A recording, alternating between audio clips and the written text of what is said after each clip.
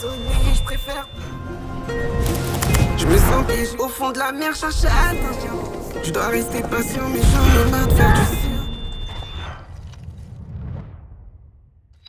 Ça fait des mois que je vis la nuit. Yo, ça va? Dans cette vidéo, je vous explique comment j'ai écrit, réalisé, monté et étalonné Intro de Jordan, que je vous invite à aller voir juste ici.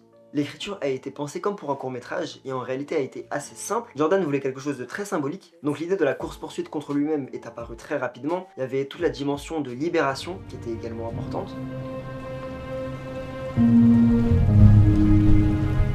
Et pour tout ce qui est du parallèle en noir et blanc, l'idée de base venait de cette vidéo. People look at you, they stare, they shout. They make you feel different. It's fantastic. Et que finalement on n'a pas gardé au montage final. La pré-production a commencé genre 3 semaines avant la date suggérée pour la sortie du clip. J'ai commencé par établir les bases visuelles afin que toute l'équipe sache dans quoi on s'embarque. D'abord avec un moodboard et ensuite en travaillant directement le chara-design des différents personnages. En général, je fais mes recherches en parallèle afin de pouvoir réellement appuyer le chara-design des personnages sur les accessoires qu'on aura réellement le jour du tournage.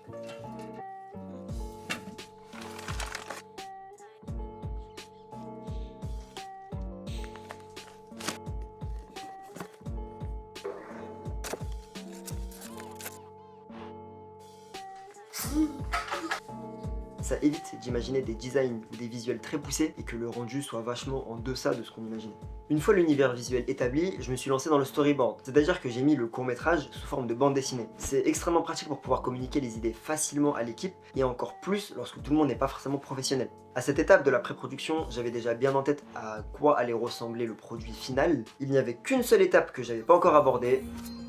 J'ai promis que j'attendrai les sommets. Arrête la zik et mes disques comme si je les ai sonnés.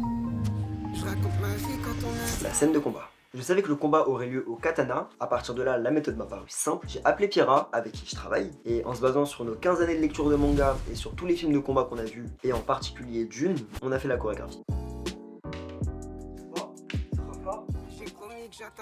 J'avais déjà une idée du découpage et forcément de qui allait gagner le combat. Le plus difficile était de réussir à jouer avec les rapports de force et donc à créer une réelle narration durant le combat. On a déterminé des statistiques pour nos personnages comme la force, la vitesse, l'endurance ou encore la technique. Et c'est en se basant sur ça qu'on a réfléchi à comment faire jouer les points forts des différents personnages pour raconter quelque chose à travers le combat. Ça nous a donné une chorégraphie articulée autour de leurs compétences, ce qui me semblait plus crédible. La dernière contrainte, c'était que la chorégraphie devait rester quand même assez simple et assez facile à reproduire puisque les acteurs n'avaient que le jour même du tournage pour apprendre la chorégraphie. Enfin, la dernière étape cruciale de cette pré-production, c'était le repérage.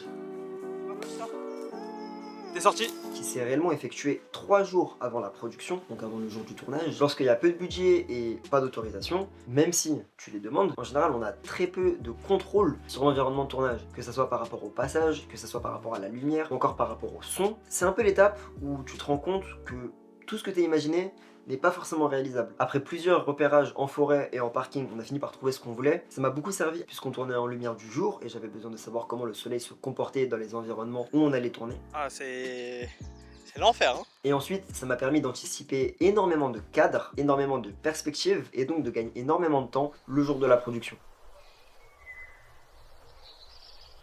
Pour ce qui est de l'équipe, il y avait moi, le réalisateur, et Pierre, qui globalement s'occupait de tout le reste. Je voulais pas une plus grosse équipe parce que les horaires étaient très contraignantes.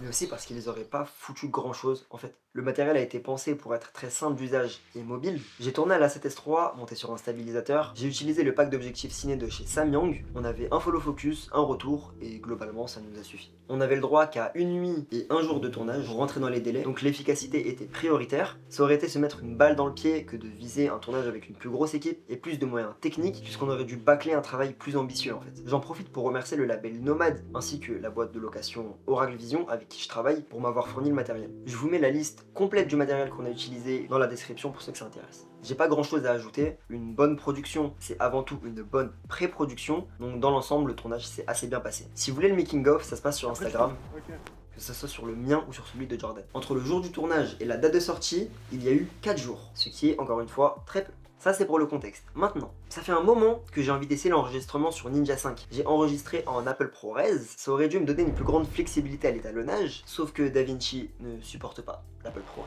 Vous saviez vous? Parce que moi je ne savais pas. J'ai donc dû commencer à monter et étalonner le projet sur Premiere Pro, sur Mac, puisque Premiere ne supporte pas l'Apple ProRes sur Windows non plus. Je trouvais ça important de le notifier parce que malgré toutes les vidéos que j'ai regardées avant d'enregistrer sur Ninja, aucune ne parlait de ça. Malgré tout, je pense m'en être sorti pas trop mal. Enfin, j'espère. Pour conclure sur l'étalo, une fois l'exposition et le contraste rééquilibrés sur tous les rushs, j'ai exporté le projet en DNX HR et je suis passé sur DaVinci pour terminer l'étalo, ce qui n'était vraiment pas optimal. Du coup, je vais pas plus m'attarder que ça sur l'étalo dans cette vidéo. Pour ce qui est des effets, ils ont tous été réalisés sur DaVinci, que ce soit les low shutter speeds, les incrustations de clones, et même certains paramètres d'ouverture, notamment par rapport au flou, ont été modifiés sur DaVinci. Le soleil n'arrêtait pas de venir et de repartir, il a même plu un moment, donc autant vous dire que gérer l'exposition n'a pas été évident. Pour la musique, c'est le principe d'un clip, donc c'était pas très difficile. Par contre, l'aspect court-métrage m'a poussé à faire pas mal de sound design. Tous les sons ont été trouvés sur Soundly. Soundly ou Soundly? Comment on dit? Ce n'est pas sponsorisé, malheureusement, moi aussi j'ai la version gratuite. Pour ce qui est des ambiances, on les a enregistrées sur place. Pour ce qui est des sensations de vitesse et de mouvement, j'ai utilisé pas mal de whoosh. Pour accentuer les moments dramatiques et guider la narration et donc la compréhension, j'ai utilisé des risers.